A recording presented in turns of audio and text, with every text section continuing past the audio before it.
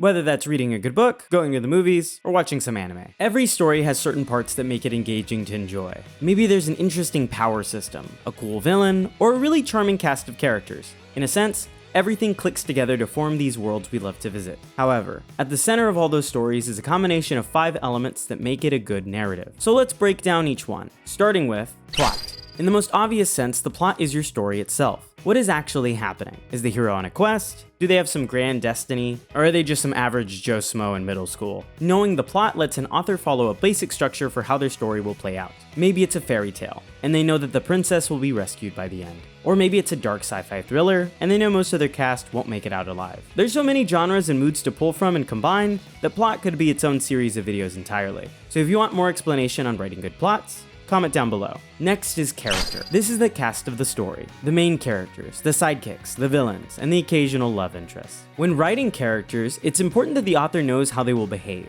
Are they the type to run from conflict? Do they fight back? Do they even know how to fight back? What are their strengths and weaknesses? And when you know how they would react in a situation, examine why they act the way they do. What in their backstory caused this? Were they neglected? Were they cared for? A good character can exist in any plot so long as the author understands what motivates them. Another issue you have to address is understanding how to show this in subtle ways. You can have a character say someone is caring, or have other members of the cast mention how thoughtful they are, or you can show it in that character's behavior. Show, don't tell. Up next is setting. This is the location of the story. Where does it take place? When does the plot happen? When writing a story, we're building a picture of a world in the mind of another person. If we're talking about a novel, use language to describe the setting vividly. Think in terms of your 5 senses. What do you see? What do you hear? What do you smell and feel? These parts make the world feel real and lived in. If you're talking live action, comics, or animation, you benefit a lot from having a visual component, so utilize the tools you get when making a story in certain mediums. Following that is conflict. Every story needs some kind of problem or challenge for our characters to face and for the plot to progress. A story where nothing changes isn't as fulfilling for an audience member. We want to see growth in the cast. We want them to make sacrifices to get to their goals. There's an aspect of give and take when it comes to enjoying the medium of storytelling. And there's a satisfaction one gets in seeing a character you're rooting for achieve what they want. And that can be motivating to see. If they can push themselves, I can too. This conflict doesn't always need to be a villain to fight. It can be an outside force like a natural disaster / apocalypse,